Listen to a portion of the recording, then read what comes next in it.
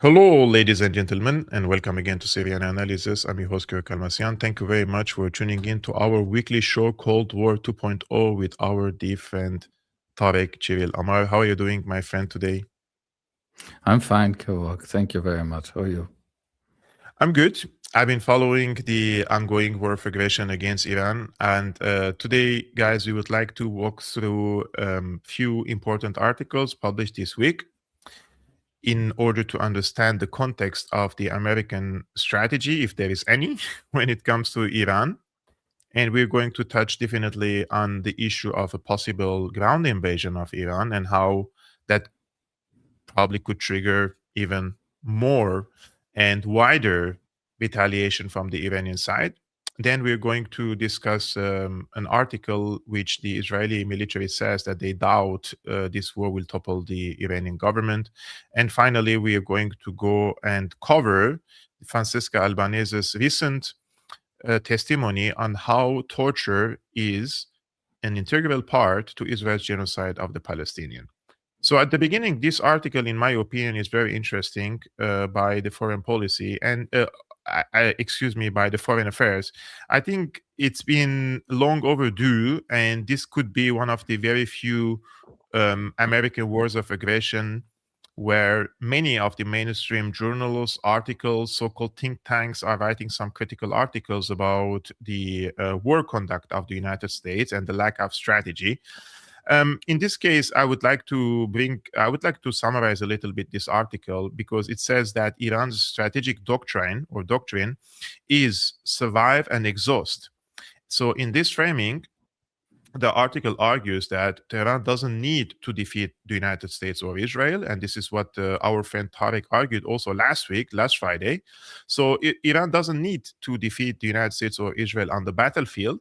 It needs to make the cost of confronting Iran militarily, economically, and politically unsustainable while surviving long enough for enemy so that their enemy would crack. The author of the article, her name is Bajorli. She says that Iran is taking serious, of course, attacks, and they are absorbing serious what she calls a punishment. For example, crucial targets are being destroyed, commanders are being killed, and military assets are being degraded. But she argues those are the wrong metrics if the real question is whether Iran is still achieving its strategic objectives. Her answer is yes.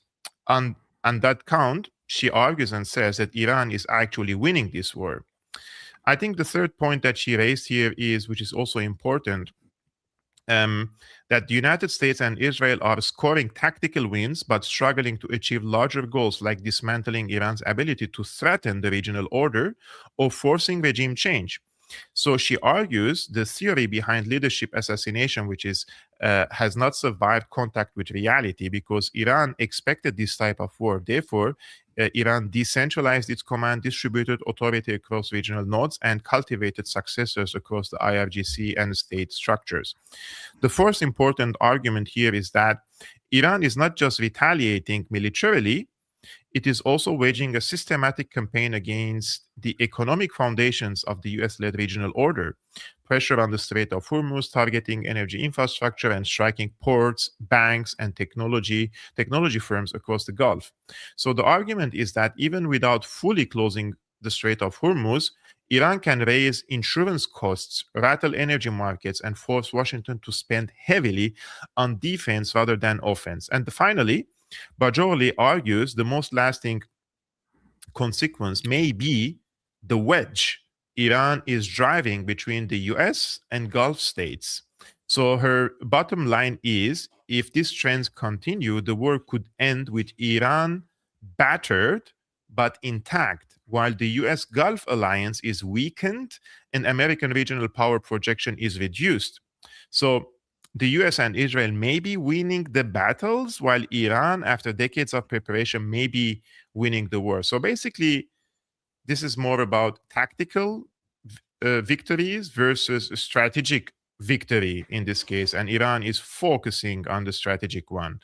I think in this case, Tarek, this article is shedding light on several aspects of this war, and one of which is the wedge that Iran is trying to cause between the Gulf countries and the United States. But in your view, don't you think that the Gulf countries are themselves divided? Like, I don't see that there is one cohesion or one strategy or one policy among these Gulf countries. Like, Qatar has backed off. The rumors say that they have released some billions of dollars of Iranian assets and money there. So Iran is not targeting Qatar. Saudi Arabia is probably could join a war in the future, but the UAE is the most aggressively, let's say, enthusiastic about this war. And then you have Oman, is completely the opposite direction of the other Gulf countries. And I think the rest are irrelevant. Like, what is Bahrain in this situation, and Kuwait? Bahrain is a port. That's what Yeah. Bahrain is. Bahrain is the fifth fleet when it's there. Two-room apartment, Yeah. So, I think you're right that the Gulf countries as such are not that united. I think that's true.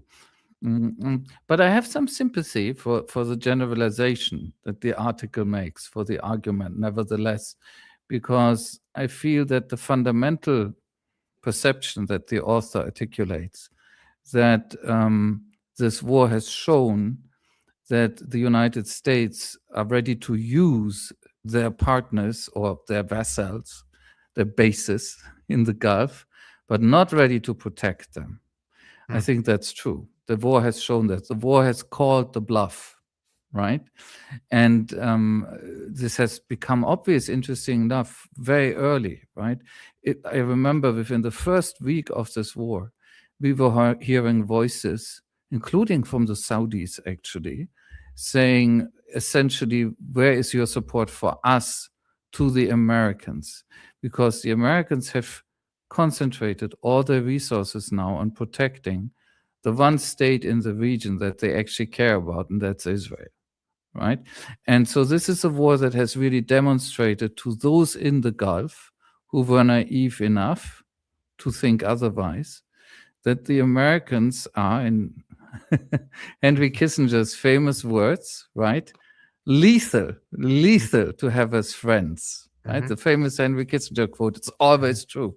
For once, he was telling us the truth, the old liar and demon, which was famously, it's bad to have us as an enemy, but it is lethal to have us as a friend.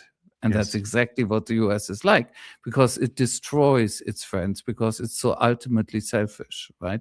It's not even a very smart empire in the end. So it uses up, right, its vassals. In that sense, I think the author is actually right. And I think this is extremely important for what happens later after this war. The one thing I really was that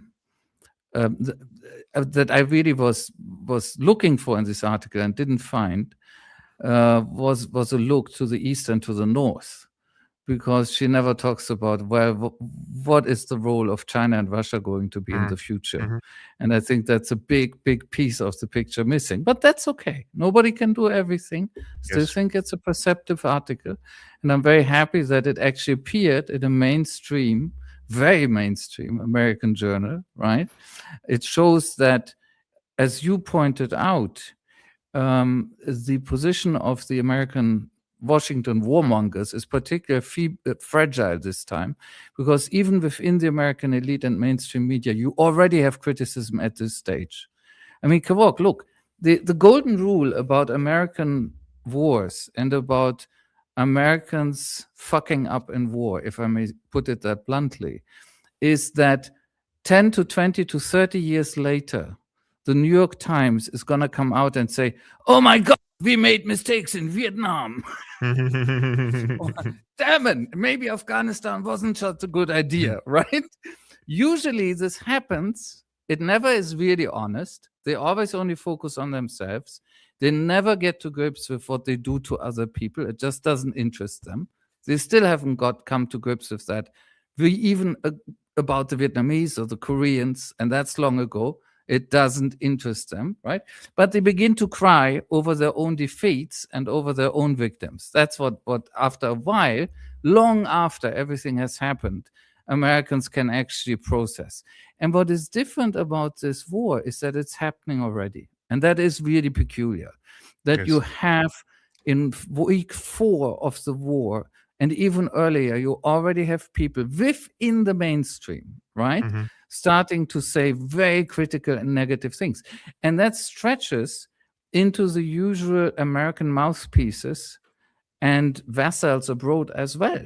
You now Yes. have an editorial in The Economist, Mm-hmm. saying very clearly that Iran has the upper hand. That Yes. Iran has the upper hand. I mean, what does it take for The Economist to admit this? That this is an incredible fact, right? So that's interesting. But then there's another thing that I missed from the story that she tells. And I think she's really right about almost everything she says. But she never asks why. Mm. How did the Iranian regime have several decades of being able to learn while being under so much pressure? The real question is, why wasn't it killed off earlier? How did it live long enough to Mm-hmm. harden itself to this extent in the first place? And you know what I think is missing here? And this is something that a lot of people in the West simply can't imagine. They cannot imagine that there's actual popular commitment to what we call the regime, namely the Islamic Republic, Mm-hmm. that there's actually popular support there, right? Because we always only focus on the opposition.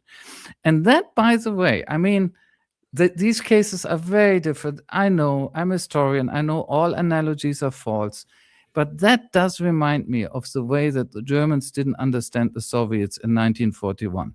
Because the Germans also focused on all the things that they thought would make the inhabitants of the Soviet Union hate their Mm. regime. You know, House of Cards. They can never resist. They have no popular backing. They invaded and they found out they had tons of popular backing. They had Yes. so much backing, they could take 26, 27 million casualties Mm-hmm. on the way to totally defeating the Germans, right? And this is something that a lot of people, especially intellectuals in the West, don't want to discuss because they're afraid of getting close to admitting that the Islamic Republic, whether you like it or don't like it, whether it agrees to what you think or doesn't agree to it, actually has very serious popular support because there is no other way of explaining its survival for such a long time so that it could learn all the lessons that this author is describing and in the end defy very successfully the United States and Israel together, right? Yes. Tarik, I've been speaking to few Iranians this week. Two of them were my guests on the show. They're quite liberal, quite progressive, very critical of the Iranian Islamic governance, let's say, in the past years. They've been publishing in major outlets. They have been seriously pushing against the domestic policies of their countries. But the moment the attack started against their nation, they all gathered around the flag. So I would argue and also say that the support of the current government in Iran has increased after Yeah. these attacks, which is an existential threat against the nation itself. I totally agree. I would just like to distinguish these things, and maybe it's a bit pedantic of me, but I think it might matter. I totally agree with this point that the attack, the war of aggression by Israel and America, has of course produced a gathering around the flag effect, right? Absolutely, and it had to. It's one of the many paradoxical effects of this insane attack, right? But what I would like to draw people's attention to is that that doesn't explain enough. This government must have serious support and have had it even before this attack, Okay. and even independent of this attack, right? This is, I think, what a lot of people don't want to see. And I think exile Iranians don't want to see that either for obvious reasons because they can't stand this government. And that's their right. That's totally fine. They probably have good reasons. But I think reducing it to gathering around the flag will not do. I think there are deeper resources of popular legitimacy in play here, whether we like it from outside or whether we don't like it. Mhm. Or you could also say, obviously, that in a way, Iran has been under attack since 1979. It's been under attack since the Islamic Revolution. There has been unrelenting economic warfare. There have been regular attacks on it, beginning with the war against Iraq, where Iraq was serving as a Western proxy, right? There have been relentless attacks on Iran. So in a way, it's both. There is popular legitimacy. I assure you, people will come to study that. In 10 or 20 years, the first Western really smart historians and political scientists, they're going to have their breakthrough successes with books where they discover that there actually was popular support for the Islamic Republic. Wow! Right? But that's one thing. But the other thing is also gets even more complex, because this effect that your guests have described and that you mentioned has been ongoing. Isn't that interesting? Because they've always been under attack. So I'm certain the gather around the flag effect now is particularly forceful. Yes, there's something special about what is happening now. Absolutely. But there also is a long time effect, a long time dynamic in the case of Iran, where they've always been attacked. So there has always been a gather around the flag effect as well, right? You mentioned also, Tarik, that 20 years from now, probably many people will look back into this as a major failure. Oh yeah, that's why you reminded me now of this segment, which I would like to play, because I have to make a comment about this. This is yesterday on the former counterterrorism director, Joe Kent. He admitted that the US government intentionally armed Al-Qaeda and created ISIS in Syria. They deliberately unleashed the global terror network just to overthrow Assad and protect Israel. In Damascus, that crescent, that land bridge of Iranian supplies going right into Israel's backyard. So the Israelis at the end of the Iraq war were like, no, this is not going to work at all. We have to break this up. We have to go to war in Syria. We have to take down Assad. Arab Spring happened. There was some energy from the people. I think that was somewhat organic. But then in short order, we came in and we said, we're going to work with the Israelis, but we're also going to have to work heavily with the Sunni population on the ground in Syria to create an uprising. And that's where ISIS came from. We worked directly with Al-Qaeda. Hillary Clinton's emails confirm this. The operations that we were doing to support the so-called Free Syrian Army, and there were some moderates there, but the most effective guys initially were Al-Qaeda and then eventually ISIS. Now, obviously, ISIS got out of control and they started plotting attacks in Europe. They started plotting attacks in America. They took over large swaths of Iraq. So we then had to go back and put out once again the brush fire that we had started and go after ISIS. That's where I lost my late wife. But Israel was the driving factor in that. We took down Saddam, who was a strong man against Israel. We then had to go in and take out Assad, who was a strong man against Israel as well. And now this is the third phase. We're going now into Iran to take out that strong government for Israel. I want to reverse this question, because usually we criticize the mainstream press, intellectuals, think tanks, etc., for being too late, like 20 years later, admitting that they were wrong about the war. But also, Tarik, in the past 14 years, we say in Arabic, hair has grown on our tongues, telling the people that this is what is going on. But people do not want to listen to someone who is from, let's say, from the Middle East, and they would not really take that seriously. But when somebody comes from the West, from America, somebody like Joe Kent now says it, then it is treated like a fact. Meanwhile, we've been saying this for 14 years. But also in the alternative media, right? People were really like smeared and they lost lots of opportunities. Doors were closed to their faces when it comes to life opportunities, right? But when somebody comes from the US and speaks about it, then it's totally normal. So also in the camp of the alternative, let's say, the people who are looking for the truth, right? I think they have missed the picture in the region. They truly were also misled when it comes to the conflicts in the Middle East, one of which is Syria. That's why I'm suspicious of also the liberals who now support, let's say, the resistance in the region. Meanwhile, they were one of the reasons for the resistance to be cracked at some point, right? There is a documentary, a very old one, about an Israeli woman, a journalist called Amira Haas. And I don't know what she's been doing recently. I should know, actually, but for decades, I think, she was one of the very few Israelis one could listen to on the topic of Palestine and Gaza and the brutalities of Zionism. And Amira has been very far to the left. I think even defining herself as a communist. I don't want to misrepresent her, but extremely far left and being okay with that, right? And in this documentary about her, there is this wonderful moment where she's in the editorial office of Haaretz, right? The good Israeli newspaper, the liberal Israeli newspaper, right? And she says to one of these other guys there, and there are all these liberals, right? You know what the definition of a liberal is? It's always being too late. That's exactly it. That's exactly it. I saw this years ago, and I've never forgotten it. And that's the reason.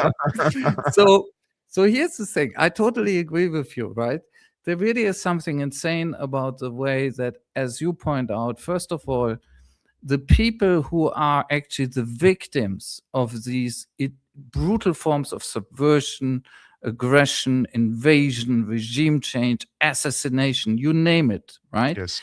Those who are the victims, when they speak up, we habitually in the West either don't listen to them at all, right? Or if we ever listen to them, if one gets through, we don't believe them. Yes. That's our default. And then there's Joe Kent, who, look, I have sympathy for what he's done now because he said something truthful, and I always have sympathy for that, right? I don't know his motives, don't want to speculate, but it's a fact he said something truthful. But of course, if you are objective about him, and I hope he can face that fact himself, he's a perpetrator.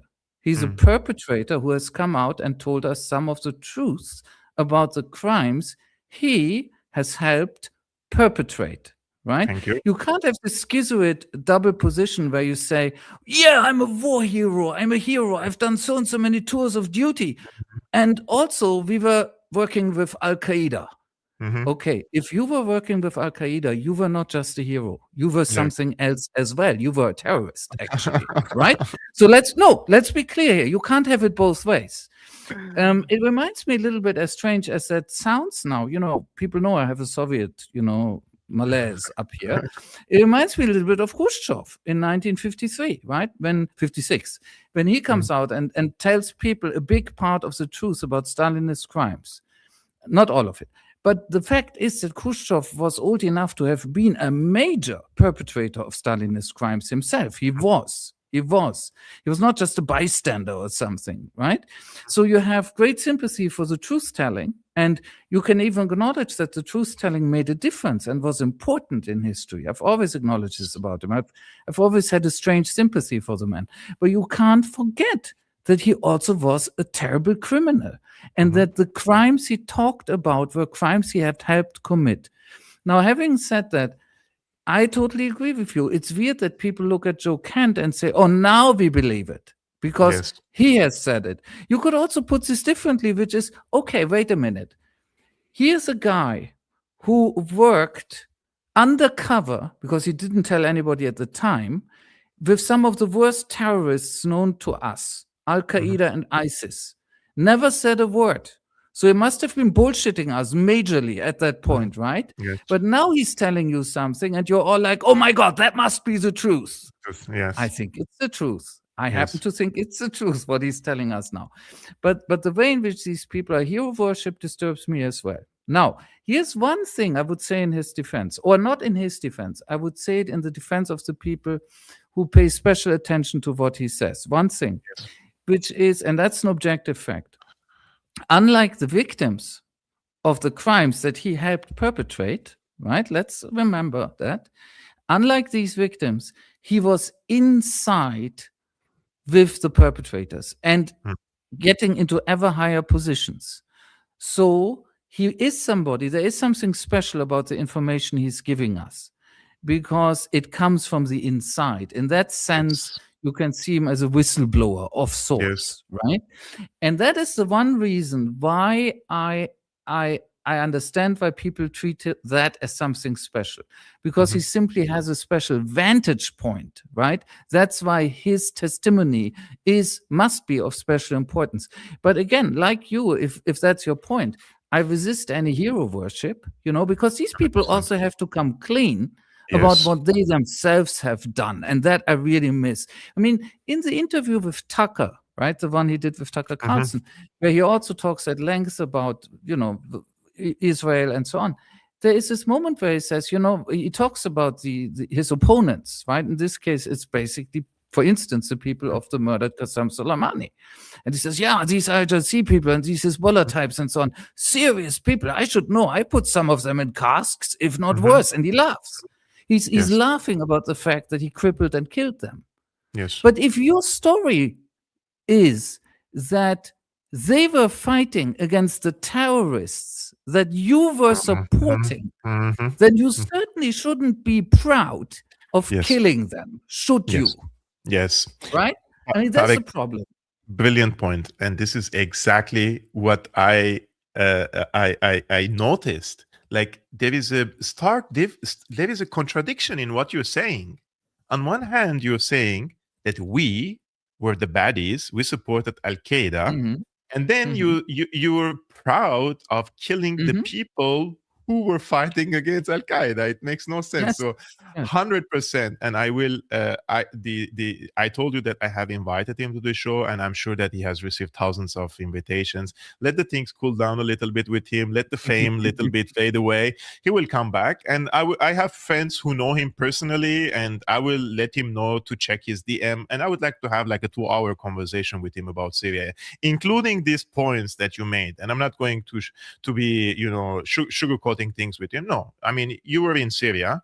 Why were you in Syria? Who did you fight in Syria? You fought the people who were fighting Al-Qaeda, and you enabled proxy forces in the country to divide this geography and then bring someone like Jolani. You condemned Jolani, but at the same time, you helped him on the ground. So there's lots of contradiction that we're going to speak about this. I just want to welcome our friend Red Access. He just joined a few minutes earlier. Thank you, Habibi, for joining and moderating the live chat. Every single one of you guys, thank you so much for tuning in, whether you're watching this on YouTube or on Rumble. While you're watching this, I'm sure that Tarik is the superstar of this show, because there is no stream I do during the week, and we have 750 people watching it in the middle of the show. So that's great. People are coming back to listen to Tarik. And if you are interested in what Tarik is writing and publishing, this is his Substack, guys. I'm going to screen it to you. You can go to Substack, Tarik Cyril Amar. And I will now also drop the link in the live chat. You can simply click this link and read his publications. You can simply follow, or you can subscribe to his work and support his intellectual and academic work and his publications also on Substack. By the way, if you're watching this later, not live, again, his Substack is in the description below. Tarik, let's move to this other article.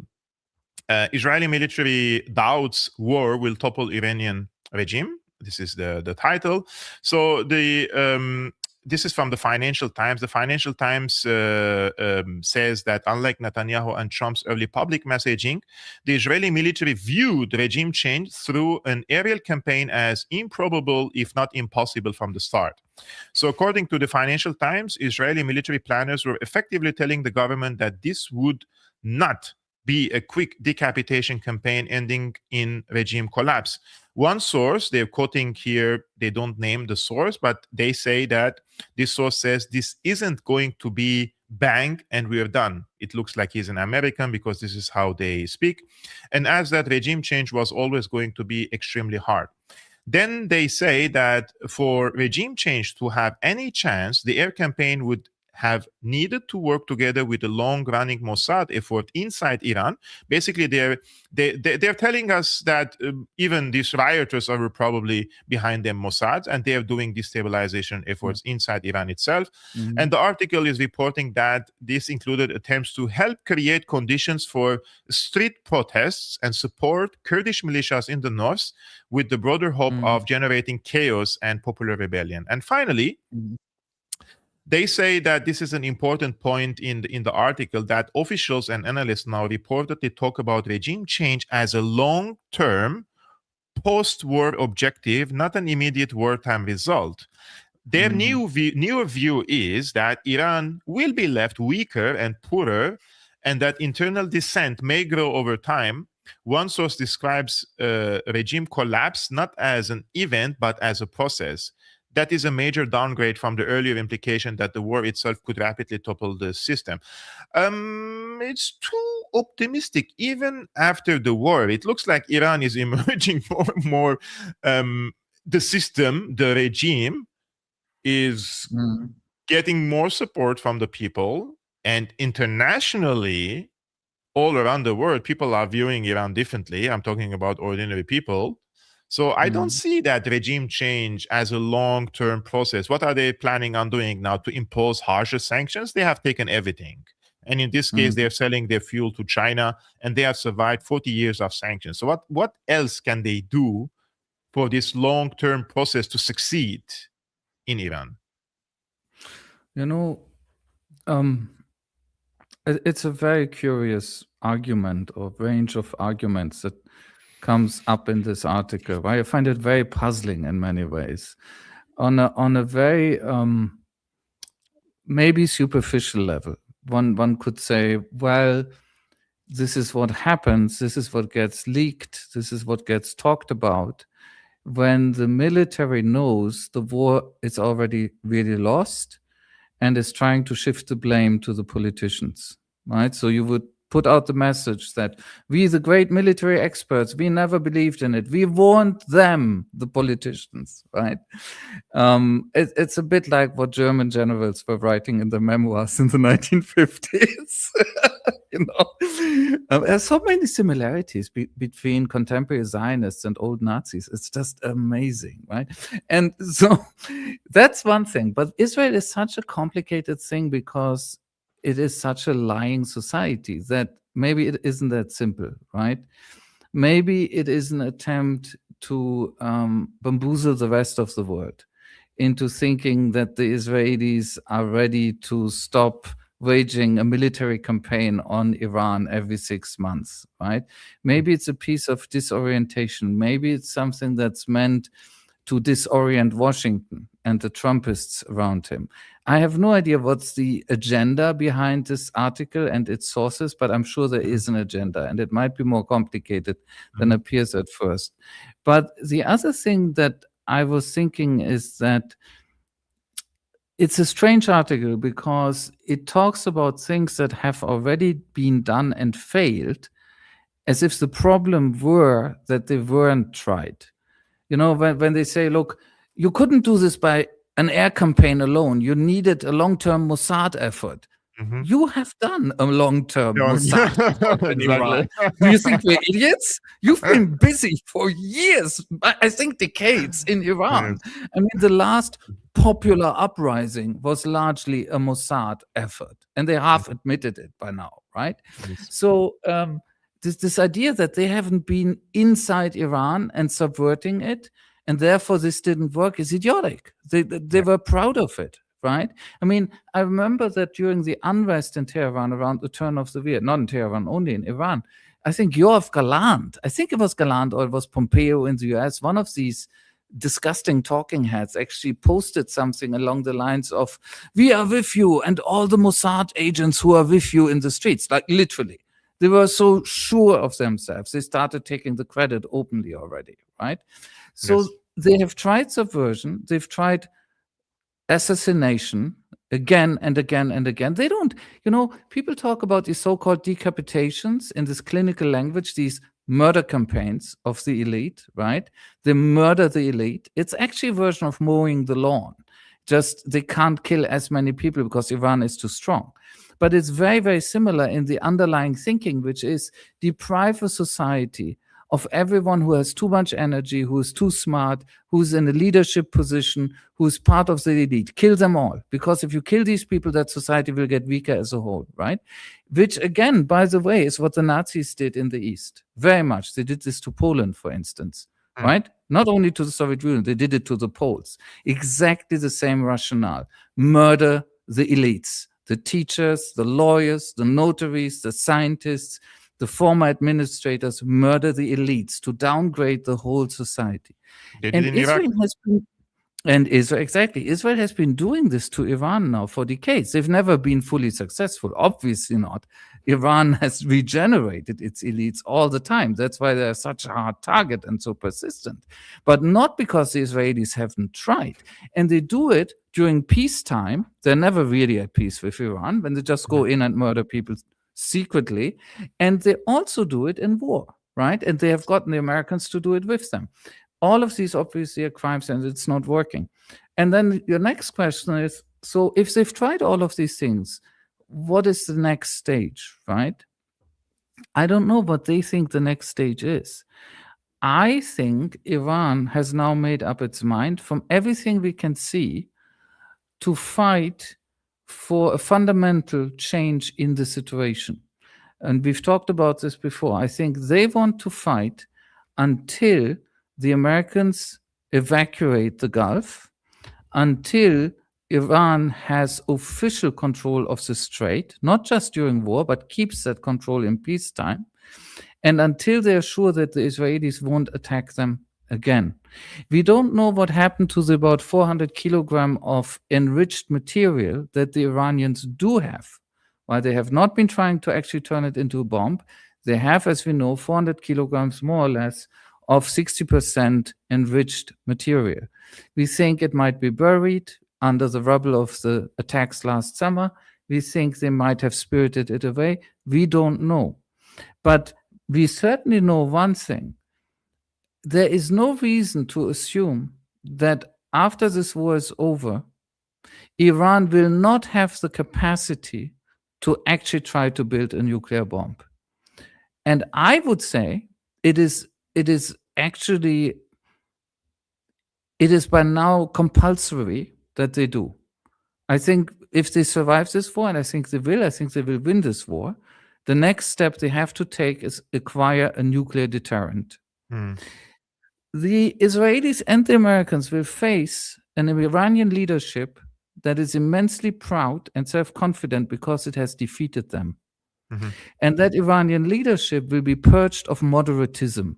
Yes. This is also the end of moderatism as a school in Iranian politics. True. In the future, Ali Khamenei will be remembered as the last great moderate. I'm not kidding. All the people who have come into play now and who will come out of this war as the great heroes in Iran will be less moderate, right? This is also what this war has achieved. I do think they will build a nuclear weapon, finally, and I think they must. Otherwise, they will never be safe. And I really don't see what the Israelis are fantasizing about. The one thing that Israel might be thinking about, and this would be a very Israeli thing to do, is to create absolute general chaos. Somehow topple the whole region into never-ending internal strife all around it, so that everybody's busy killing each other. Or ground invasion. Or a ground invasion which would send the region completely into all-out war, and a regional war against Saudi Arabia, against UAE, not some just strikes. And this is a tweet made by Galibov. He says, just a second, let me zoom in. How can he says how can the US, which can't even protect its own soldiers at its bases in the region, and instead leaves them stashed away in hotels and parks, protect them on our soil? I mean, it's a valid point. It's a valid point to send US forces to an island of Iran. And how would you leave? But some other people are saying, Tarik, that the goal is not to occupy the island, it's to destroy the island where the Iranians control or extract a large An amount oil of terminal, liquefied not natural just. gas. Yeah. Yeah.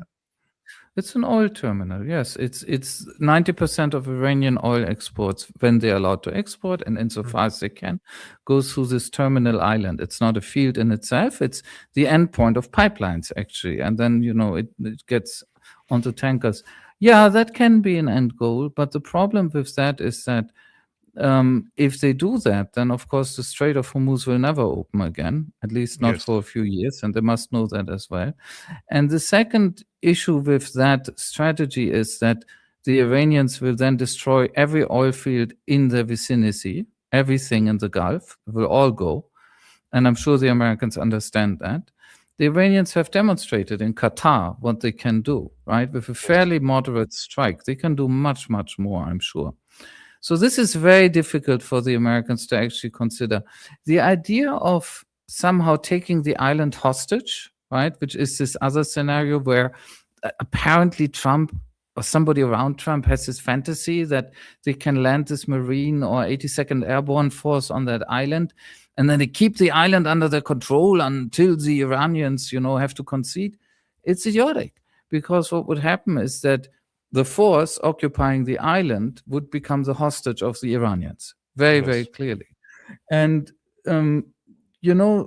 I've tweeted about this before, but if they really try to do this, they haven't only talked about this one big island, Hajj, they've also talked about smaller islands, right, that they want to use in an attempt to free up the Strait of Hormuz, which is idiotic. It will never work. If they really do that, if they insert their troops there, what it reminds me of is the idiotic plan the French pursued just before they lost their Indochina War in 1954. Many people won't remember this, but the way the French ultimately lose their Indochina War, which precedes the American Vietnam War, is that they take this valley, a valley. They don't take the tops of the mountains, they take a valley, plunk themselves down in a valley on purpose called Dien Bien Phu. And they think that from this valley they can disrupt the North Vietnamese and South Vietnamese resistance. They're not yet that, but basically same forces, so much that they will then lose the war. But what happens, of course, is that the North Vietnamese take the heights above them and shell them into the ground. And it's over within several weeks or so, I think. The idea was idiotic, to take the low ground in middle of the enemy. And the only explanation for this idiotic idea was racism, because as we later learned, they thought that the Vietnamese would never be able to get artillery up the slopes. Why wouldn't they? Because they're dumb or something? Of course, that's exactly what they did, right? It was hard work, but they did it. And then they shelled the ass off the French, right?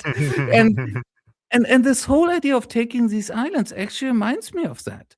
You want to sit down in the middle of a rain of Iranian artillery, like on a plate? Yeah, go for it. I think that the smarter people in America must understand that one thing that would happen, even if they can take these islands and hold them for a while, is exploding casualties. Yes. Casualties that the Americans would not have had seen since, Vietnam. Vietnam, of course, it took them years to accumulate the total casualties they got. But come on, what has been there in between? Afghanistan, things like Mogadishu. Yeah, and the Americans make a terrible fuss every time. And we are talking about a handful, a dozen, hundreds, something like that. If they try to take these islands, they will have casualties like in a real war. Very quick, very high, really nasty casualties. And nobody will be able to hide that. There will be too many of them. I have no idea how they think they can do this. Because here's the other irony. The Iranians, the regular army, as well as the Revolutionary Guards, can take these casualties. They can. They have the morale. They can do it for many reasons. But they have the morale to take the casualties, keep fighting, and even winning. I don't think Americans can. I think the first mass casualty event among their troops will make them, basically give up. They can't handle that anymore. And politically, And it will that's the explode thing. in the US. Politically, it will Yeah. be a big explosion, Yeah. and in the next elections, they will lose big time. Unfortunately, it's a uni-party system, and those who are nowadays Yeah. pretending in the Democratic Party to be anti-war, those are the ones who supplied the weapons to Yes. Israel to commit the genocide in Gaza. So don't believe them, guys, whether Democrat or Republican, if you're American. Tarek, two more issues we cover today. First thing is southern Lebanon. I have reported about this. Many people came and said, yeah, what's the source? What's the source? I mean, we have sources in Lebanon. Sometimes we can't even name the names. So It's this is not how going to be the integrated. Israelis if you're waiting Yeah, for that. exactly.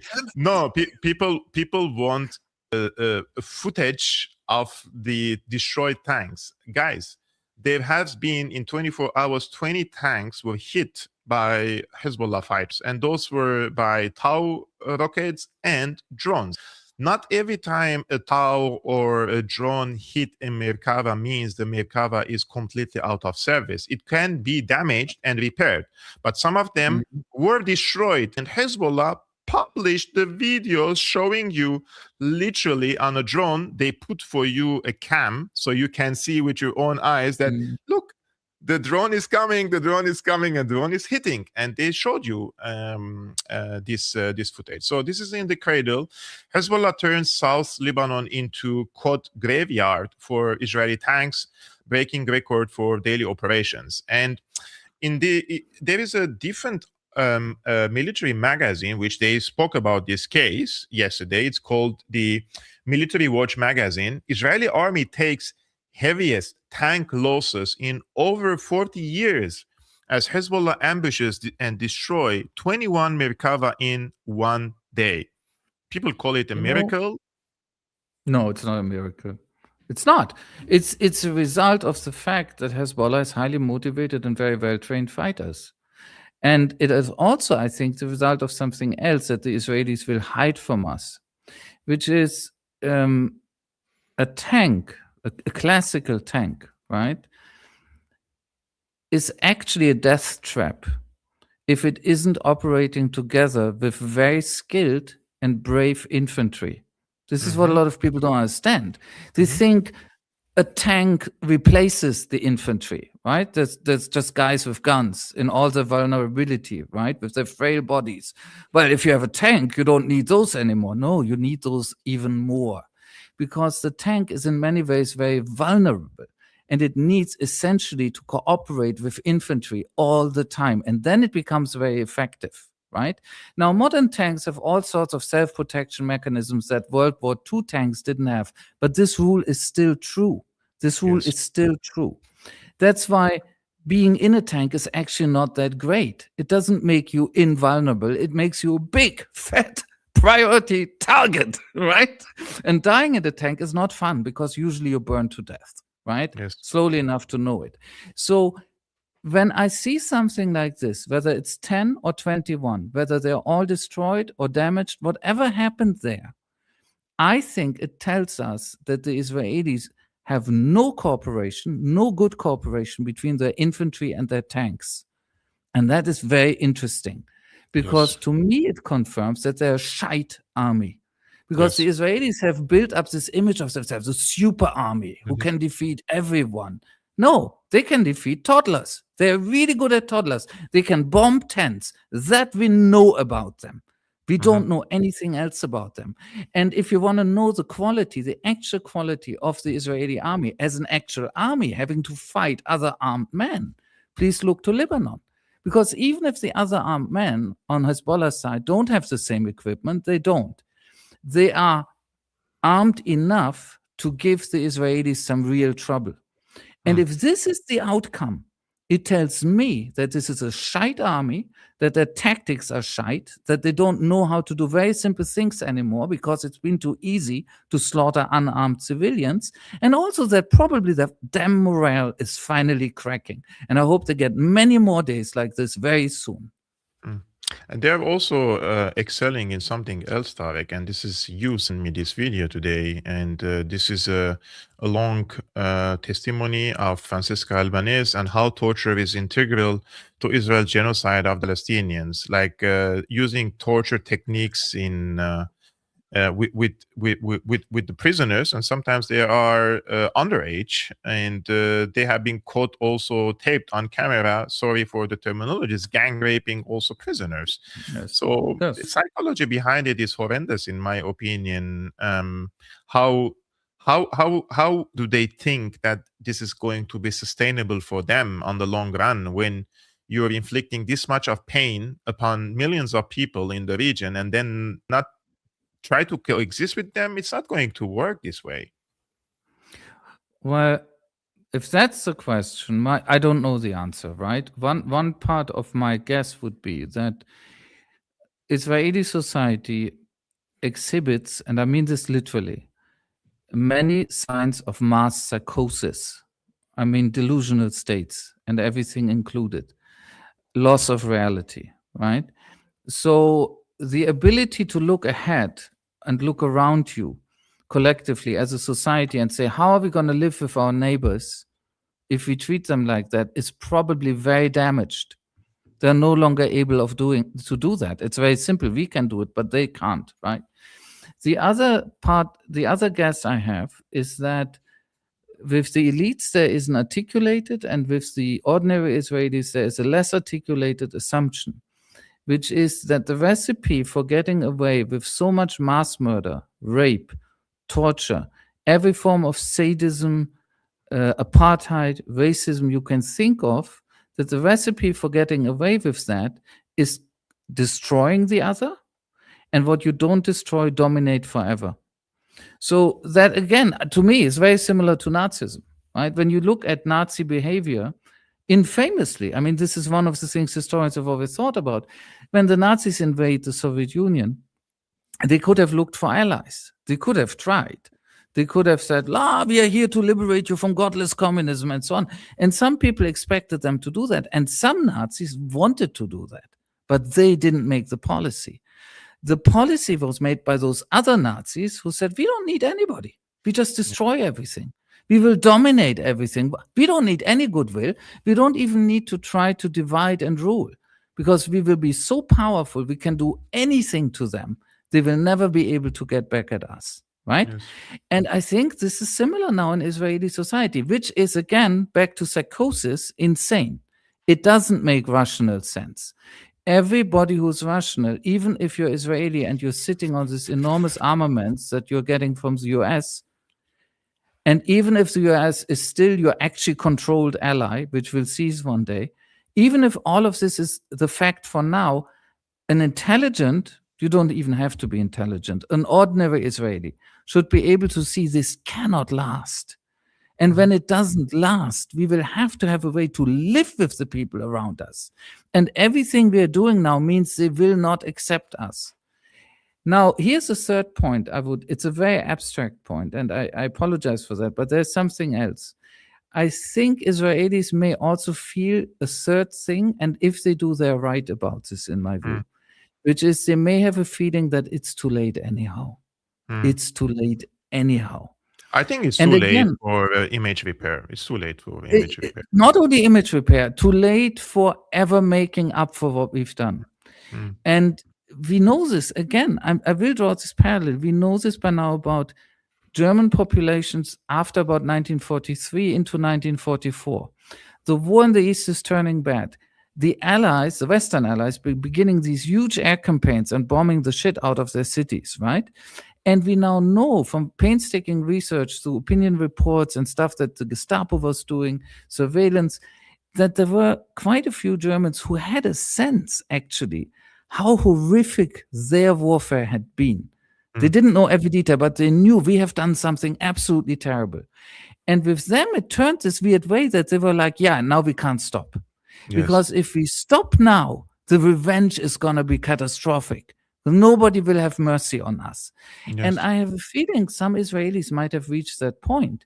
And if they have reached that point, they have good reason. Because like the Germans by 1943-45, Israel has committed such horrific crimes, and so many, that I don't see a way back either. Absolutely not. So if the Israelis think there is no way back, we can't reconcile, they have a point. Where they are wrong is their conclusion, namely that they can subjugate everybody. The actual conclusion will be that they will lose everything. They will lose everything. And they'll deserve to lose everything. Tarik, you also mentioned now you give this German example. Could you please explain to our audience what is this story with the Volkswagen, or the Volkswagen as they say? Volkswagen is going to become a company for producing arms. What's happening? Are they going to build weapons for Israel? I haven't fully caught up with that story. I think the essence of what you've just said is that there's a cooperation now with Israel. There is certainly a security cooperation with Israel that has been initiated 2 months ago or so by the Minister of the Interior. It's under his guidance, Dobrindt. So the Germans in general are getting closer to Israel. It's not just that they are not taking a distance, that they are not blocking the arms support to these guys, that they are not wanting, doing all the things they would have to do under international law and basic morality. Doubling down. Which is, they're doubling down, like big UAE. time doubling down. Right? So I look, I have to say this for some of your viewers who are not in Germany. I have recently had contact with, and I won't say the name, with a major German opticians company, right? And I found out that they were praising themselves for this entirely new cooperation with an Israeli company that was making a new type of lenses for them, the Shamir lenses. Right? And when I told one of the representatives, I would never want to have those. Yeah. It's a BDS problem. I don't want anything from a genociding state. I got eyes like this. Not even angry. It was just like, huh? What? This happened a short time ago. We've been in this Gaza genocide now for almost 3 years. And Germans just will look at you like, why don't you think Israel is a cool place? Yeah, why? I don't know. How could that happen, right? So Volkswagen, yes, I think they're into this as well. The other thing that people have to understand here is this context, which is that from the beginning of 26, I think it was, no, 25. It happened 25, of course. My God, time flies. German policy has generally changed massively. And there is now military Keynesianism. Literally, we now have military Keynesianism. That is the German government, actually driven by conservatives, who usually always want to save the money, has gone into massive public spending and massive debt. And the idea is to prime the pump of the economy by armaments. Right? This worked really well from 1934. So why shouldn't it work again? Right? It won't work because economists have been explaining to these people, and even the Spiegel has begun to understand this now. It took them only a year. Economists have been explaining to these people the problem with armaments as driving the economy is that armaments have very few multiplier effects. Yeah. In essence, you produce things that don't produce things. When you produce a complex machine tool, the machine tool is going to be an investment producing more things. When you produce a tank, it's going to stand around, and if you're very unlucky, one day it's going to produce a lot of dead people. That's what a tank produces. Yeah. That's a moral problem. But the economic problem is the last thing you want to do to kickstart your economy Keynesian way is military spending. That's a very smart way, actually. The other day, it's really smart. The other day, I was walking in one of the famous streets in Berlin, and I found like 20 people holding banners, and I was just out of curiosity. I want to know what are they doing, and they were like calling for boycotting the arms sales to Israel, and they say we don't want to be complicit for genocide. And the interesting part was that the people who were standing there were mostly Germans. They were like white, blonde, and they were not like from, let's say, Palestine or Turkey or other countries. They were all Germans.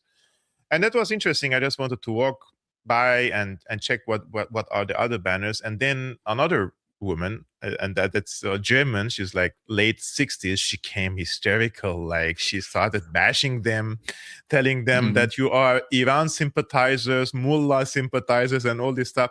And I said, das hat nichts zu tun mit Iran. Das geht Israel und die Waffenlieferung, like the sending weapons to Israel. They're not talking about Iran. This is not Iranian case. And I asked her, I said, do you have children? And she said, yes. And I said, and I asked her, I said, are you okay with if any country A or B kills like 20, 30,000 kids, like the age of your children? She's like, no. It's like, yeah, like they're calling for that. Like, you have a children, you should at least have an empathy that this country has killed tens of thousands of children. Actually, she did like this, and she continued driving her bike and started calling Islamists and sympathizing. It's like, okay. This woman is complete. She spent her day entirely in front of CDF for IRDs, and she came back really, really indoctrinated. So this stark difference, like you see Germans are sympathizers with let's say with the Palestinians, and they don't want to send weapons, and then you have someone. Yeah. No, I shouldn't overgeneralize. Of course, people. In a few seconds, you saw two completely opposite sides, but one of them was completely crazy. Yes. No, I mean the prime example of that sort of I think psychotic behavior is what's her name, Preisler. This woman from the FDP, who gets prizes for the fact that she's repeating the most insane Israeli propaganda and pretending that she's fighting anti-Semitism, which is ridiculous. Yes, indeed. Guys, this was the end of today's stream. Thank you so much for tuning in, and all the thanks goes to our dear friend Tarik Cyril Amar. His Substack is in the description below. You can follow his work. If you like this stream, the simple thing to do, just hit the like button, thumbs up, subscribe to Syriana Analysis, and only if you can and only if you want to support this independent work, you can become a patron. The link is scrolling on the screen, patreon.com/Syriana Analysis. If you don't like using Patreon, there are different other means in the description below, and I will see you on Monday, and we will see you with Tarik next Friday. Peace be upon you, upon your families. Salam. Bye-bye.